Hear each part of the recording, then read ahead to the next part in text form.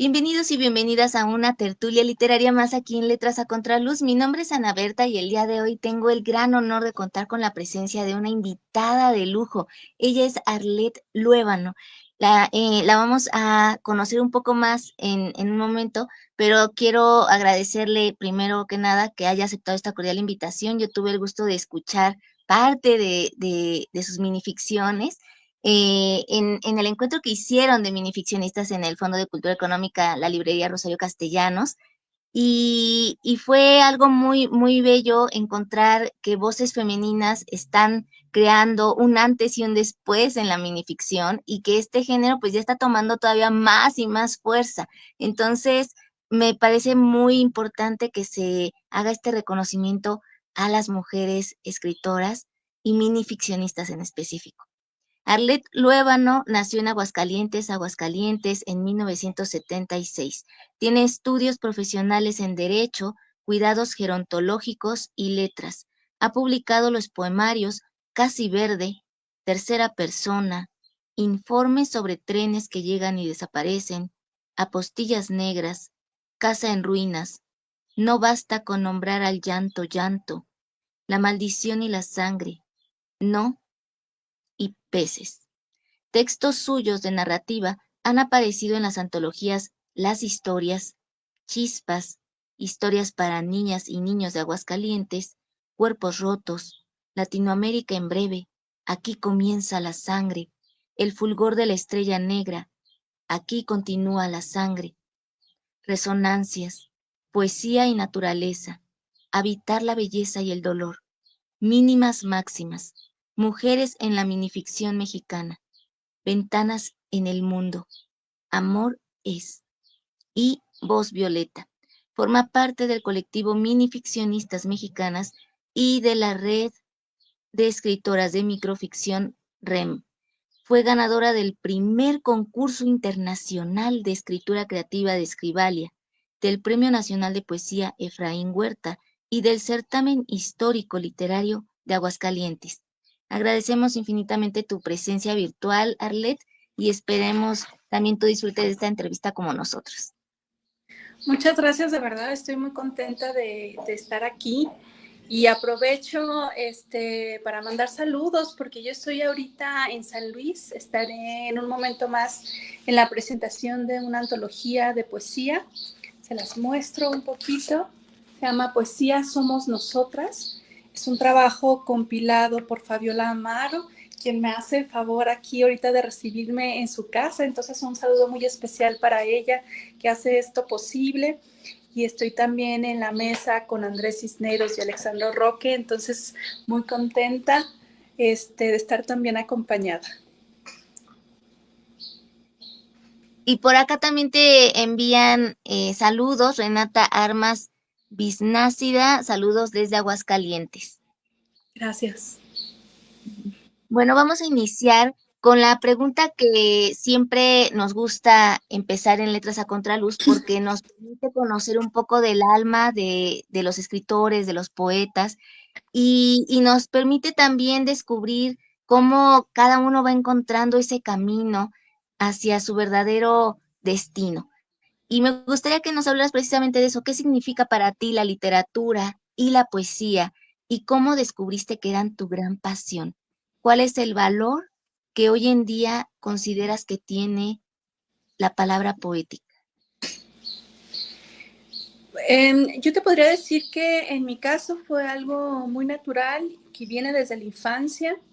Para mí la literatura estuvo siempre muy ligada al juego y entonces era una forma no solo de escape a lo mejor de algunas rutinas, sino también una forma de conocimiento y de construcción del mundo. Entonces, esta visión de la literatura como juego es una cosa que yo no he querido que se me escape, ¿no? Porque creo que permite muchas más posibilidades tanto al leerla como al crearla.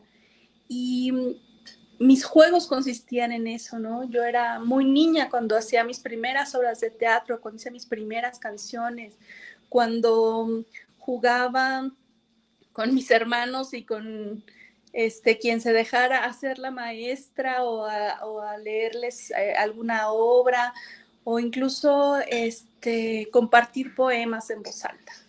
Todas esas memorias de la infancia las tengo muy presentes para seguir escribiendo.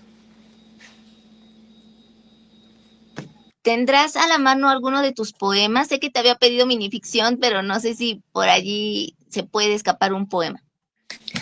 Fíjate que justamente traigo aquí preparado algo pensando en la presentación que será más tarde en la Biblioteca Central aquí de San Luis Potosí. Y sí tengo un poema que me gustaría compartir y que tiene mucho que ver con el tema de la antología y con un momento en la escritura que creo que también ayuda a convocar a los demás al movimiento y a seguirse manifestando, ¿no? Se llama así precisamente el poema Manifestantes, que lo escribí a propósito del 8M. Aquí vienen las que no querían que salieran de casa, las que no pidieron permiso, las que alientan y convalecen a la distancia, las que se acompañan de amigas, madres o hijas, las que vienen solas, las que regresarán en manada.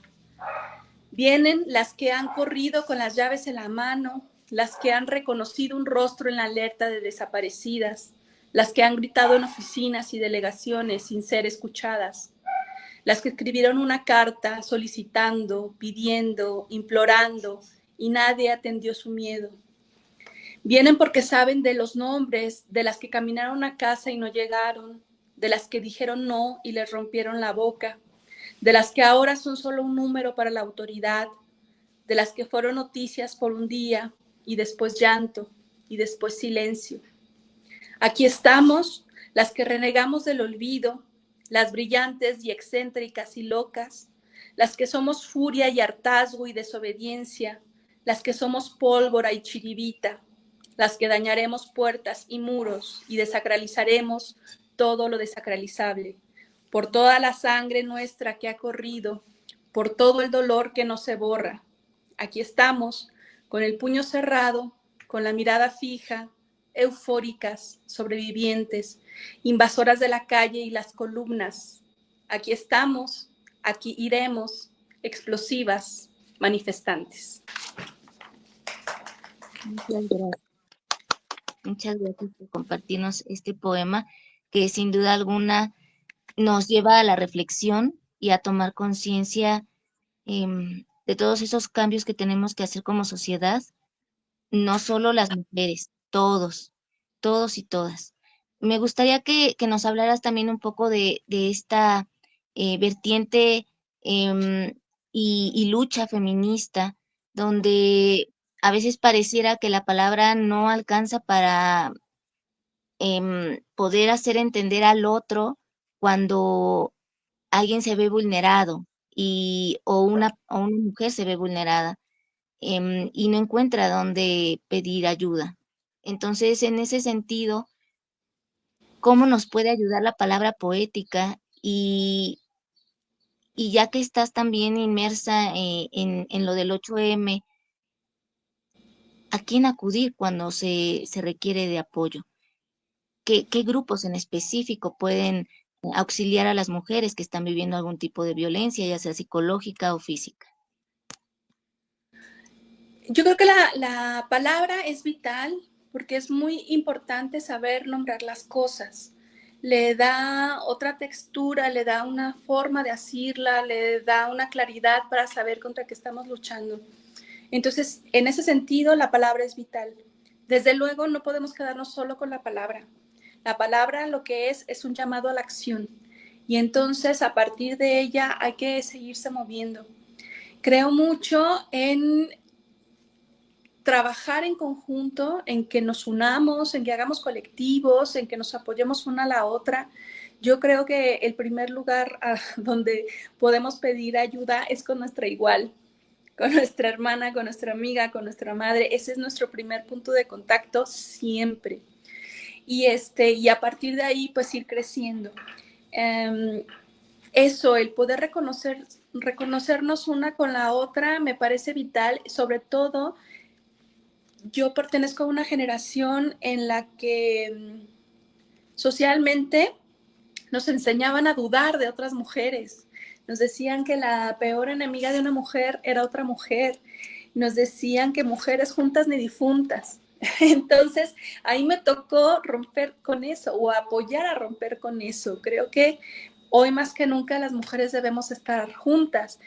Y por eso te digo, un trabajo como el que hizo ahora Fabiola Amaro con esta antología me parece importantísimo y trascendente. Te la vuelvo a mostrar, esta antología que te digo que se presentará en un momento más en la Biblioteca Central de San Luis Potosí, reúne 25 escritoras de todo el país. Entonces, creo que estos esfuerzos son muy valiosos y son un paso muy importante para que sigamos construyendo. ¿A qué hora va a ser? Y quiénes van a ser los moderadores, los presentadores, ya nos habías dicho en el inicio, pero para quienes están uniéndose apenas, ¿quiénes van a estar? Va a ser a las 7:30 en la Biblioteca Central del Estado de San Luis Potosí. Va a estar, por supuesto, Fabiola Amaro, que es la coordinadora de la antología. Voy a estar yo, va a estar la poeta Jean Karen. Y si me ayudas, Fabi, va a estar también Celina Alfaro y Gabriela Dalbert. Y Gabriela Dalbert. Ok, perfecto, excelente. Pues a los que estén en San Luis Potosí, aprovechen, no pierdan esta oportunidad, de verdad, es escuchar a esas grandes poetas con ese sentimiento y con esa conciencia, em, despierta cualquier momento de decir, ahora caigo en la cuenta, ¿no? Entonces, no se lo pierdan. Ahora, ¿cómo ha impactado en tu obra el estado de Aguascalientes, el estado en el que vives? ¿De alguna forma se ve allí inmerso en lo que tú planteas desde tu palabra? Totalmente, yo creo que uno pertenece al lugar en el que nació, en el que vive y lo trae uno ya impregnado. Entonces no puede uno librarse de esa circunstancia. A mí me pasa algo muy curioso porque yo, por ejemplo, tengo una familia, un padre que ama profundamente la ciudad y recuerdo que yo de niña no lo entendía. Yo decía, pues es una ciudad que tiene. Y yo comprendí a mi padre hasta que salí de la ciudad, hasta que salí de Aguascalientes y pude ver cómo era la vida en otros lugares. No te puedo decir obviamente si es mejor o peor, no ese es el caso, pero sí empiezas a valorar lo que es tuyo y a entenderlo y quererlo de una manera distinta. Entonces sí, te puedo decir que soy totalmente de Aguascalientes. ¿Alguna minificción o algún poema en donde se vea claramente algo muy emblemático o simbólico que solo sea de característico de Aguascalientes? Fíjate que de momento no te sabría yo decir entre lo que tengo aquí a la mano cuál podría ser de esa circunstancia, pero yo supongo que sí tiene que ver, incluso con mis influencias, mis lecturas, los tonos. Hay mucha cosa en los escritores que tal vez no lo alcance a ver el propio escritor con claridad, pero el lector o el crítico puede notarlo de una mejor manera. En ese sentido, yo creo que tal vez quien me lea lo podría identificar de una mejor manera. Yo lo veo con mis compañeras escritoras de la ciudad que compartimos inquietudes y temáticas y ahí es donde me puedo ver reflejada, pero un trabajo, un trabajo así directamente no te sabría decir en el momento, pero Me dejas, me dejas pendiente de tarea. Ah, no, no te preocupes. Por aquí, Fabiola Amaro dice, tu poesía hermosa y contundente, Arlet. Y sí, Gracias. estoy completamente de acuerdo. Em, yo creo que desde allí todo eso se ve, ¿no? Todo lo que se está, no solo en Aguascalientes, lo que se está viviendo en el país, esa violencia excesiva, esos feminicidios que son día tras día tras día, y que uno no comprende de dónde viene tanto resentimiento, tanto odio entre los seres humanos. Em, pero bueno, me gustaría que ahora pasáramos a que nos hables un poco de tu poemario, informe sobre trenes que llegan y desaparecen. ¿De qué va este poemario? ¿Por qué decidiste intitularlo así? ¿Qué está Mira, representando? bueno, justamente lo estabas preguntando y no lo tenía en la mente y ese es el poemario con el que gané el Histórico Literario de Aguascalientes y trata sobre la historia de los trenes desde la ciudad. Pues ahí está la ahora que me preguntabas. Este, como, como pueden saber, la historia del ferrocarril pues es muy importante para mi ciudad y es lo que traté de hacer con ese poemario. Era un premio municipal en el que lo que se quería es que la gente hiciera trabajos o investigaciones sobre la historia local para, para seguir moviendo el tema, ¿no? Entonces en eso busqué yo algunas fuentes y a partir de algunas notas o algunas investigaciones de otras personas fue que yo hice ese poemario. Em, ¿Nos podrías compartir alguno de los poemas que aparecen en informes sobre trenes que llegan y desaparecen? Fíjate que no los tengo a la mano, ese es un libro que ganó el premio, debió ser por allá del 2002, en una edición que fue bastante limitada, de la que de hecho yo ya no tengo ejemplares, por eso no lo tengo a la mano, pero hace poco se publicó un poema de ese trabajo en la revista Redoma de la Universidad Autónoma de Zacatecas. Y ese libro esa revista se puede consultar en línea. Y el poema trata precisamente de una madre que recuerda a su hijo muerto, que se fue en el tren al otro lado, dice, donde jamás debió haber ido. Y entonces trata esta temática tanto de lo que significan los trenes para Aguascalientes como toda esta problemática de la migración. Y me recuerda un poco, no sé si tenga algo que ver, Adiós Cordera de Leopoldo Alas Clarín, porque también habla de cómo ese progreso que se veía también trae consigo pues otro tipo de problemática, ¿no? Y es Claro, o lo- sea, cambia toda la dinámica local, altera muchos de los destinos que se tenían pensado.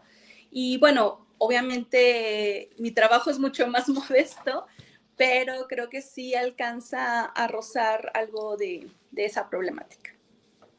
Ok. Ahora, siempre, y lo mencionabas hace un momento, las lecturas que hemos hecho en nuestra vida nos van marcando y van viéndose allí, em, pues penetrando un poco todo lo que en lo que escribimos. Entonces, ¿qué poetas y qué minificcionistas consideras que han marcado tu obra y te han ayudado a encontrar tu propio estilo?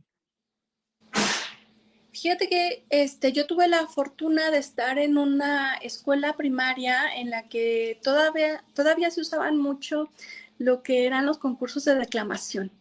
Entonces me tocó leer desde muy chica mucha poesía.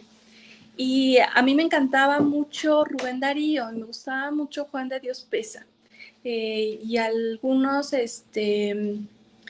algunos otros poemas con los que llegué a participar en esos concursos. Y entonces Desde muy chiquita tenía esas lecturas. Ya después conocí a García Lorca, que yo creo que es un poeta para mí importantísimo.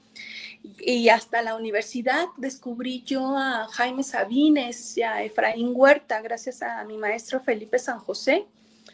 Y creo que son de los que me han marcado muchísimo. Obviamente, después que empiezo ya a buscar más conscientemente mis lecturas, que busco a las mujeres, y para mí fue importantísimo en ese sentido Rosario Castellanos. Y me gusta mucho también el trabajo de Wisława Szymborska. Yo creo que son de las poetas a las que siempre regreso. Y en la minificción, bueno, pues finalmente,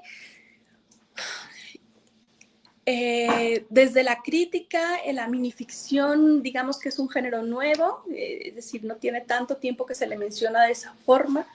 Mis primeros acercamientos fueron a lo que llamaban cuento corto. Ya después, precisamente, Lauro Zavala problematiza todo este asunto crítico y empieza a dar las características propias del género, etc. Pero bueno, creo que sí tiene mucho que ver, sobre todo para mí como lectora, también desde muy chica, el asunto de la brevedad y el asunto de la imaginación. Ya cuando me di cuenta que eran géneros distintos, el cuento y la minificción, pues ya fue cuando yo empecé a conocer el trabajo de Ana María Shua, por ejemplo, y ya después más críticamente también, pues todo lo que ha hecho de difusión Alberto Chimal, José Luis Zárate, Miguel Lupián, creo que son de mis referencias indispensables para el género. Y por supuesto, el trabajo de mis compañeras de la red y del colectivo de minificcionistas, Pía Barros, Dina Grijalva, Angélica Santaolalla, Gloria Ramírez, Adriana Azucena Rodríguez, Azucena Franco, que también ya estuvo por aquí. Entonces creo que sí es ahora mucho más sencillo entre comillas, buscar trabajo de autores, y creo que los autores mexicanos se destaca bastante por la cantidad y la calidad que han mostrado. No, ¿qué te parece si nos compartes una de tus minificciones? Bueno, dos de tus minificciones, como una de las que nos compartiste allá en la librería Rosario Castellanos o cualquier otra que tú quieras. eh, Sí, claro que sí, con mucho gusto. Yo aquí valdría la pena decir algo sobre la minificción. Si bien me interesa, obviamente conocer el género y estoy muy pendiente del trabajo etiquetado como tal, a la hora de escribir no es algo que me preocupe. Es decir, no me siento yo a escribir una minificción. Me siento yo a escribir y ya después vemos qué fue lo que resultó. Y como finalmente los límites de la minificción aún no están muy bien definidos, pues ya no me corresponde a mí decir si son minificción o si son cuento corto, ¿verdad? Ya eso ya se lo dejo yo a los críticos, y yo nada más comparto ahí humildemente lo que estoy haciendo. A mí me gusta mucho, entre otras cosas, trabajar a partir de imágenes. Y he trabajado mucho con la obra de un pintor de Aguascalientes que se llama Jesús Reina. Si me siguen por ahí en Instagram, verán que muchas veces subo alguna imagen y el texto que hice yo a partir de esa imagen. Y uno de los más recientes es precisamente de Jesús Reina, un cuadro que me gustó muchísimo, que se llama La legendaria batalla entre el dragón y la libélula. Y es un cuadro muy en la influencia japonesa, porque solamente es el trazo de un círculo, unas cuantas líneas y un puntito rojo. Entonces me pareció muy sugerente tanto la imagen como el título, y escribí esto. Dice el pergamino que todo comenzó cuando el cenit enmudeció de luz. El sol tomó su forma sobre los ríos que dormían bajo las montañas. El dragón nació del humo y de la lumbre, surcó el aire con arrogancia y mostró sus garras de tinta y escamas de sombra. La libélula, en cambio, era un soplo antiguo, apenas el reflejo leve de una gota de sangre. Portaba su herencia milenaria con dignidad y gracia.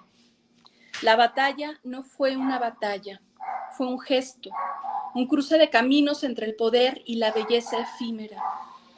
El dragón descendió con violencia como quien arranca una página del tiempo. La libélula giró en espiral, trazando una curva imposible. Y en ese roce, esa herida roja que aún se ve en el papel, se selló el destino de ambos. Él quedó atrapado en su furia, petrificado en la forma de un carácter antiguo. Ella se disolvió con calma, invisible pero eterna, como toda criatura que ha vencido sin destruir. Extraordinario. Gracias. Muy, muy bueno. Ahora hablando precisamente de la minificción, ¿qué te resulta más difícil y más placentero de escribir minificción? ¿Y qué elementos, desde tu punto de vista, consideras los más indispensables para lograr el cometido de estas narraciones brevísimas? Bueno, yo siempre he estado, como te digo, muy atraída hacia lo breve. Me interesa la minificción, me interesan también, obviamente, la poesía. El haiku es una forma que me atrae muchísimo. Me gusta o me interesa mucho el poder crear a partir de una visión muy concreta. Casi como si fuera un destello que logras atrapar, ¿no? Un destello que puede volverse un relámpago. Entonces, esta observación mínima que se vuelve metáfora es algo que me gusta mucho y que creo que se puede manejar en varios géneros. Como te digo, no es que yo pretenda escribir sobre un género, sino que busco esa experiencia, busco ese proceso en el que atrapas un instante, en el que puede surgir una meditación de algo muy pequeño y a partir de ahí es que creo. Entonces, me parece que entonces la minificción me viene muy bien porque coincide con su brevedad, con su intertextualidad, con la sorpresa, el giro, la elipsis. Y también me gusta porque permite a veces unos asomos de humor o de ironía que a mí me resultan muy divertidos y que me permiten seguir jugando, obviamente. Por aquí Renata Armas Biznácida dice, más bien pregunta, Arlette, eres una poeta muy activa, ¿cómo le haces para ser tan productiva? Yo no he podido escribir desde hace mucho tiempo. ¿Tienes algún tip? Em, ¿Cómo crear esa inspiración? ¿Cómo generarla? Bueno, la inspiración creo que viene de mantener los sentidos muy abiertos, porque todo puede ser inspiración. Hace poco tuve la oportunidad de estar aquí en Aguascalientes en un taller con el poeta Jesús Ramón Ibarra, y él nos hablaba de cómo trabajaba a partir de la música. Y de hecho nos propuso escuchar algunas piezas de jazz que no es algo que yo acostumbre escuchar, por ejemplo. Y entonces me puse a escuchar jazz y fue una revolución, fue una influencia muy importante para poderme sentar a escribir. Entonces yo creo que es eso, o sea, saber que la inspiración puede venir de absolutamente cualquier cosa. Hay que buscar alimentarla de la pintura, de la música, de los memes, ¿por qué no? De lo que comes, de la gente con la que platicas. Creo que la inspiración no debe ser un problema o no debería ser un problema. El que es un problema, evidentemente, es el tiempo. Ese sí es un problema y creo que por eso yo me he movido mucho en la brevedad porque no tengo el tiempo que me gustaría para podérselo dedicar a mis obsesiones. Entonces, la escritura está hecha de tiempos robados. Yo dejo que más bien estoy muy abierta a todos los estímulos que recibo y en la primera oportunidad trato de vaciarlo. Mi teléfono está lleno de notas, así como cuando era estudiante traía los bolsillos llenos de papelitos, ahora está todo ahí en el teléfono. Y cuando antes de dormir tengo 10 minutitos, veo 5 minutitos unos memes para reírme un ratito y los otros 5 minutos a vaciar las notas que tengo ahí en el teléfono. Y entonces sí, poco a poco se va construyendo el trabajo y aprovechar, creo yo, esos minutitos es lo que me ha funcionado. Yo espero con el tiempo ir ganando más espacio también. Debo decir que yo tengo un hijo que ya está en la universidad y quieras que no, eso me hizo recuperar, entre comillas, un poquito de tiempo porque ya no estoy las 24 horas detrás de él, ¿verdad? Ya es un hombre mucho más independiente y creo que eso me ha ayudado a volver a reorganizar mis tiempos de una manera distinta. Es muy curioso porque ahora que lo menciona en voz alta suena un poco extraño, un poco, no sé, me deja un sentimiento a lo mejor hasta de culpa, pero yo creo que es algo con lo que frecuentemente batallamos las madres, ¿no? De cómo, qué tanto tiempo puedes robar o no a las actividades que estás desempeñando. Pero la verdad es esa, la verdad es que poco a poco me he ido dando los espacios, buscando esos respiros y como nunca he dejado de escribir, entonces creo yo que no he perdido cierta intuición o incluso se va afinando, ¿no? Vas agarrando algunos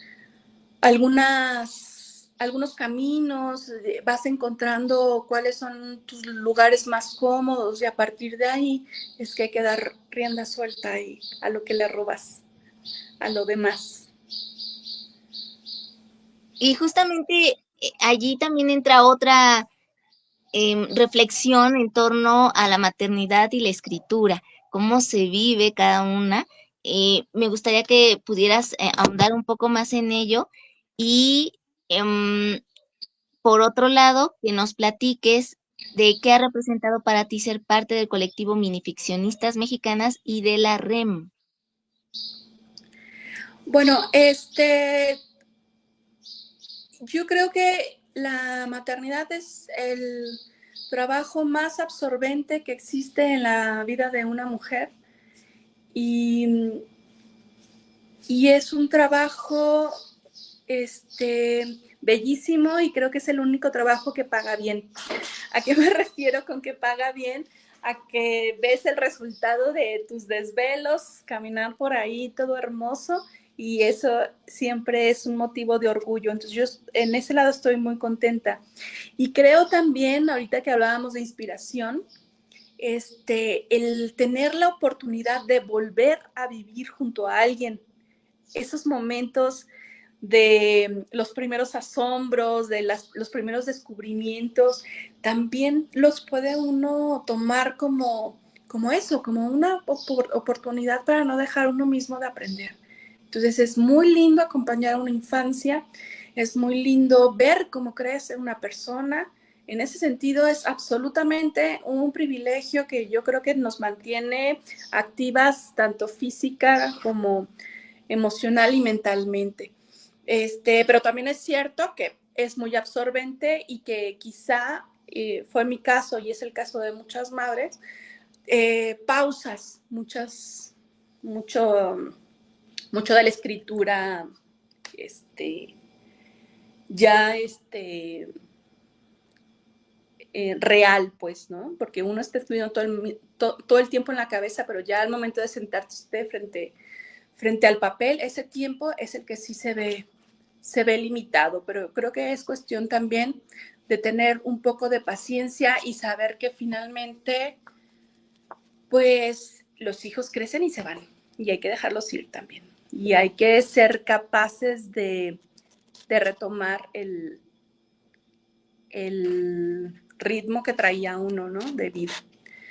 Y bueno, más o menos eso es un poquito lo que te podría compartir ahorita. Pensando en voz alta también, discúlpame, no es tampoco un tema que yo tenga demasiado masticado, es un tema que voy descubriendo día a día y con el que tal vez valga la pena hacer una pausa para reflexionar más profundamente.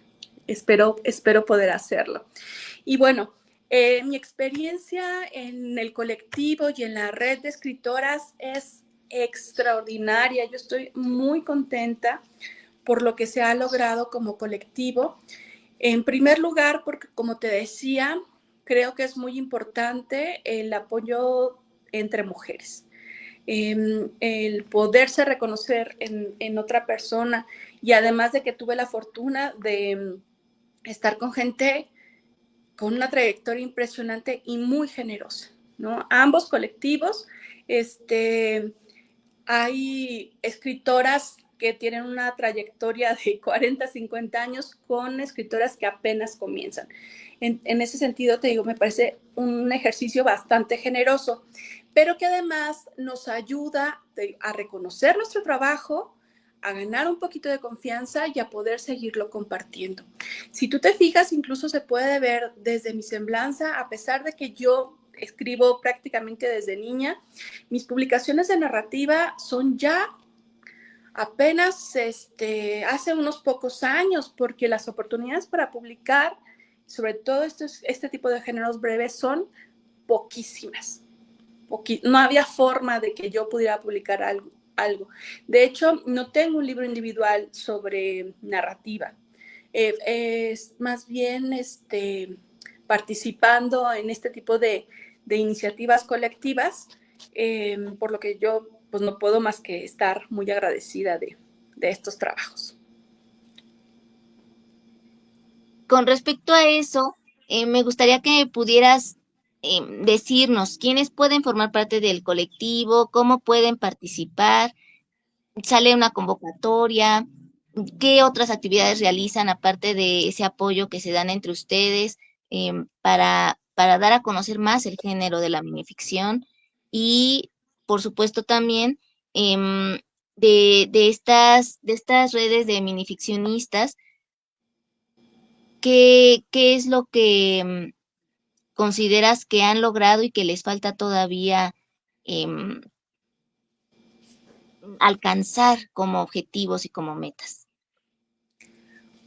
El principal, yo creo que es conocernos y apoyarnos entre nosotras, que no es asunto menor. ¿A qué me refiero? Estamos en un mundo en el que constantemente nos dicen que nuestro trabajo no importa o que no es valioso. Y el que exista ahí a un lado tuyo una mujer que te voltea a ver y que te dice que importa lo que estás haciendo, puede ser toda la diferencia del mundo. En ese sentido, creo que la red y el colectivo han funcionado muchísimo. A mí me han permitido tener el soporte para seguir escribiendo y para compartir con todas ellas. Sí se han hecho ejercicios para publicación. Tú me conociste precisamente en la presentación de Voz Violeta, que fue un libro que se publicó con la tinta del silencio y en el que participamos casi todas las del colectivo. Y en la red de escritoras también se han hecho algunas publicaciones virtuales que se pueden encontrar desde la página de la red en Facebook. Y bueno, constantemente surgen invitaciones entre nosotras para tratar algún tema, para escribir sobre algo en común, para compartir con las compañeras. Y también creo que eso es importante porque nos permite mantenernos activas. Como todo trabajo que está hecho por amor al arte, pues el problema aquí, problema entre comillas, porque la verdad creo que estamos muy bien en cierto aspecto, pues sería el poder contar con algún apoyo que nos permitiera sacar nuestras publicaciones de otra forma. es decir, dinero. No lo hay y no lo va a haber. De alguna forma, no es tanto que haga falta, porque pues, lo importante sigue estando ahí y creo que seguirá estando ahí, pero ojalá de alguna forma lográramos otra plataforma para que nuestro trabajo fuera de otro alcance, ¿no? Eso es lo que en todo caso desearía. Pero no es algo que esté ni en nuestras prioridades ni que nos quite el sueño. Creo que el objetivo principal es acompañarnos y eso lo hace extraordinariamente bien. Y en ese sentido, pues, como te decía, estoy yo muy contenta y muy agradecida. Claro. Ahora, para que nos hables un poco de los estudios, tus estudios en cuidados gerontológicos, ¿cómo se combinan con el derecho y al mismo tiempo con letras? ¿Hay algún punto de encuentro o las ves completamente separadas? Yo espero que sí haya algún punto de encuentro porque finalmente esa es mi vida, ¿no? O sea, tiene que ver con intereses que pueden parecer muy dispares, pero mi vida está hecho de eso. Yo llegué al tema de los cuidados en un principio, obviamente, como madre que buscaba como más herramientas para poder atender a mi hijo, pero también sucedió luego que me enfrenté a tener que cuidar de otras personas. Empezó con amigas, con las mamás de las amigas y después con mis propios padres. Y entonces hubo un momento en que yo me sentí completamente desarmada. Sentía que necesitaba apoyo para poder seguir apoyando a los demás. Y entonces tuve la oportunidad de cursar una carrera técnica en cuidados gerontológicos. Y fui muy feliz, sinceramente, estudiando eso y fue otra forma también de ampliar mi perspectiva de la vida.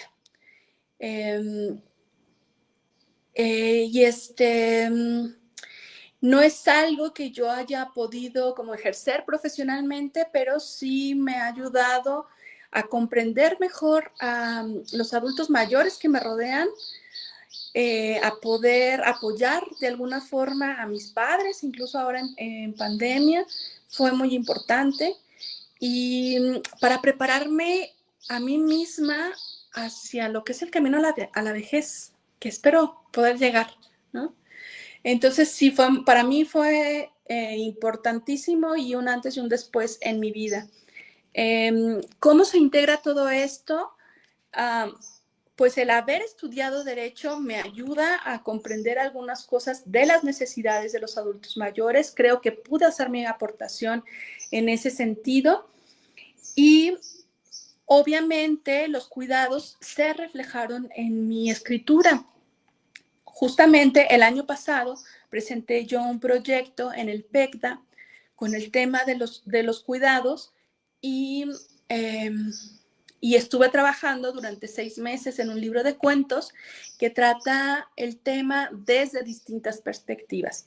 Es un trabajo que terminé ahora en marzo y que ahorita estará dormido el tiempo necesario para hacer su revisión y ojalá pueda salir a la luz en algún momento. Y es muy necesario, indispensable que se hable de estos temas y que, sobre todo a través del cuento, que lo hace todavía más dinámico y que permite una mejor comprensión de todas estas temáticas que son valiosas que se aborden. Ya nos estarás contando qué ha pasado con ese libro. No, no lo tienes a la mano, ¿verdad? Algo inédito. Déjame ver, a lo mejor sí, no. Es que me traje como lo más reciente. Déjame ver si tengo por aquí algo.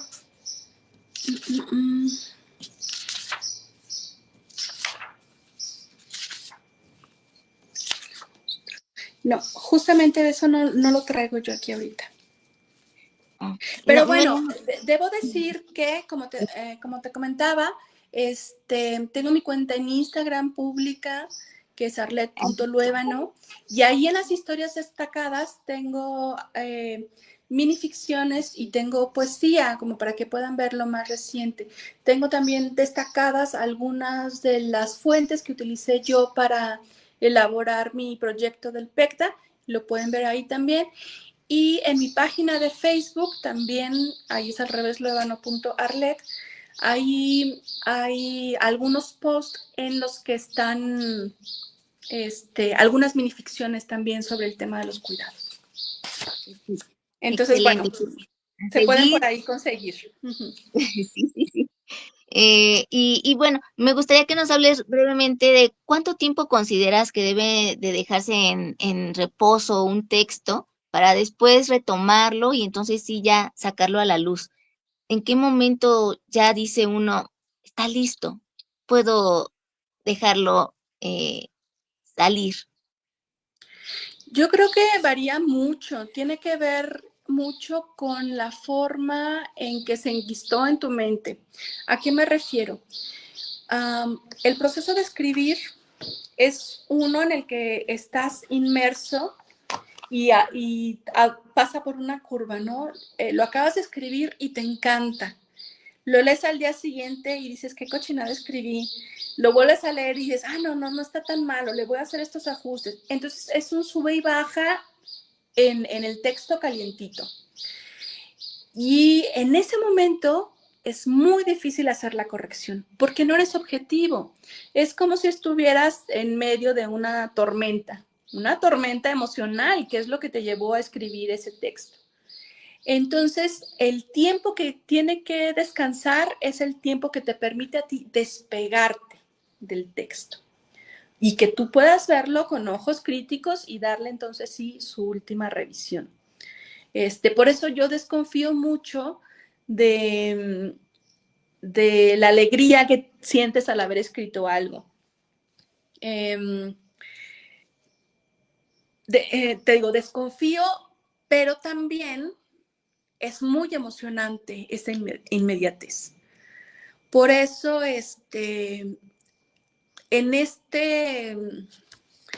entre estos polos en los que me muevo, por eso me costó mucho trabajo compartir textos muy recientes que son los que comparto en mis redes sociales, pero me atreví a hacerlo un poquito porque creo que también el subirlos ahí permite que reposen de otra manera. ¿Cómo es ese otro reposo? Bueno, pues como son finalmente textos muy breves, pues pueden tener cierto tipo de lectores que a lo mejor me comentan algo, a lo mejor me va a servir eso para una revisión, etcétera. Pero ya como tal, un libro de cuentos como este que fue producto de la beca, que salieron alrededor de 60 cuartillas, yo creo que por lo menos deben de descansar el mismo tiempo que me llevó hacerlo, que fueron 6 meses. Entonces, en 6 meses más, les iré a dar otra lectura y veré si tengo la frialdad suficiente como para dejar una versión final. Siempre es importante la objetividad, ya una vez que pasó ese momento de que uno está súper, súper emocionado y tiene que nuevamente regresar a estar en consonancia consigo mismo. Y bueno, ya para terminar, porque el tiempo se nos va volando, ejercicios de escritura que tú recomendarías para mejorar la voz poética y para pulir el estilo narrativo. Bueno, el primero, como te dije, es el que acabo de comprobar, que es escuchar algo distinto a lo que siempre escuchas. Si tú escuchas, si toda la vida has escuchado boleros, vete a escuchar una música clásica. Si toda tu vida has escuchado música clásica, vete a escuchar un reggaetón. Si toda tu vida has escuchado trova, métete al jazz. No porque te vayas a enamorar de esa música, de eso no sé si pueda suceder, pero sí te ayuda a ser consciente de tu propio registro y a saber que puedes lograr uno diferente. Entonces, creo que es uno de los ejercicios más recientes que yo he hecho y que me parece que funcionaron, por lo menos como eso, como ejercicio. Y, y otra cosa que yo recomiendo mucho son los talleres literarios. Yo soy fan total y declarada de los talleres literarios. Creo mucho en el trabajo en comunidad. Creo que es además un ejercicio de humildad, el enfrentar un trabajo inacabado junto a tus pares y el saber escuchar qué es lo que te tienen que decir. Creo que eso permite un aprendizaje que es muy importante y que te permite madurar de una manera distinta. Que se animen, que resistan entrar a un taller literario a trabajar. De los que has tomado, ¿cuáles podrías recomendar y en dónde pueden encontrar más información? Bueno, yo me formé en talleres literarios en mi ciudad por allá de los años 90. No son talleres que todavía existan. De hecho, ante la falta de talleres, este mismo año, junto con un compañero escritor, Diego Reyes, comenzamos un taller literario que se llama Comunidad de Escritura Libre. También tiene su página en Instagram. Y con esta idea de reunirnos una vez a la semana a estar trabajando. Eso es lo que yo hice ante la falta del taller del taller que queríamos, ¿no? Es algo que platiqué mucho con mi amigo. Pero otra cosa es los talleres en línea, que creo que fue el buen regalo de la pandemia, que nos permitió que hubiera muchísimos. Y hay talleres muy, muy buenos. ¿A quién recomiendo? Yo recientemente tomé un taller con Olivia Terova, maravilloso, en el que además leímos a Verónica Murguía y fue una gran experiencia. Recomiendo desde luego seguir a Alberto Chimal y a Raquel Castro, que siempre dan muy buenos tips y además de que son muy divertidos los dos con su canal de YouTube. Recomiendo mucho todos los talleres que da Miguel Lupián, que es el director de Penumbria y que es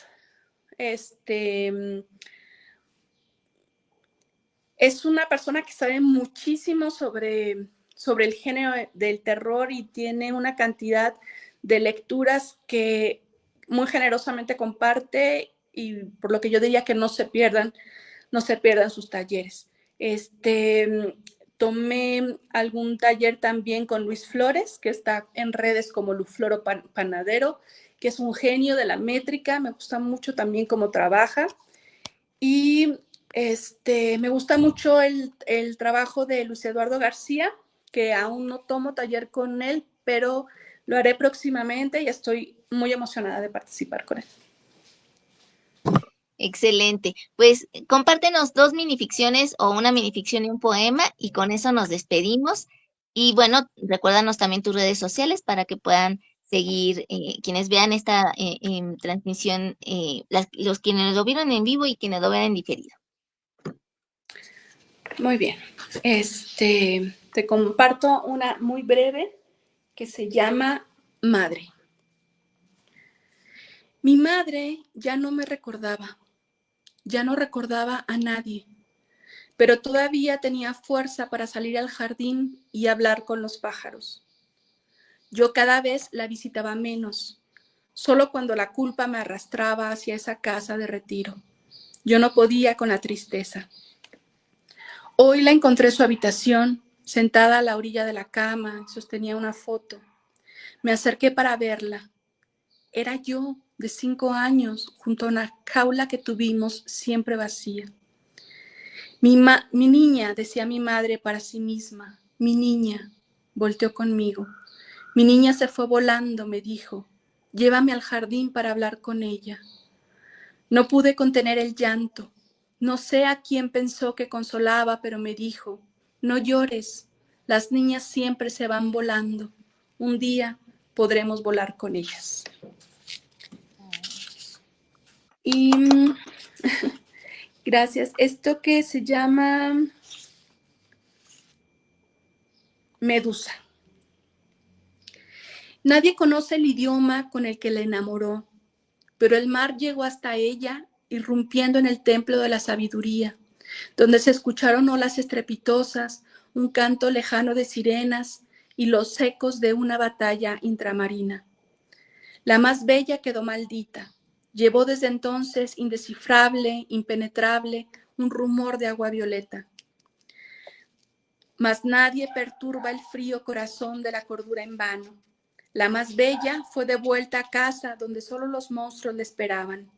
Sus ojos se amargaron con una desdicha contagiosa. La luna de su rostro se secó y llevó siempre sobre sus hombros histéricos reptiles de voluntad insumisa. La más bella, mortal, fue derribada, y sus dos últimas palabras escaparon antes de llegar a la boca. Una fue blanca, alada y brillante, la otra larga, terrible y cavernosa. El mar nunca volvió. Extraordinario. Un maravilloso cierre. Pues compártenos tus redes sociales, por favor, Arlet Luébano, y muchísimas gracias por habernos honrado con tu presencia virtual. Muchas gracias, pues me pueden encontrar en Facebook como Arlet Luébano y en Instagram igual. Comparto cosas distintas, así que anímense a seguirme en ambas redes a ver qué es lo que les gusta. Claro que sí. Y también el taller que vas a estar impartiendo junto con tu... El taller se llama Comunidad de Escritura Libre y también lo pueden buscar en Instagram. Perfecto. Pues muchísimas gracias a quienes vieron este video en vivo, a quienes lo vean en diferido por su fina atención y su tiempo. Que tengan un extraordinario fin de semana y nos vemos próximamente aquí con más invitados en Letras a Contraluz. Muchísimas gracias, Arlet. Gracias a ti.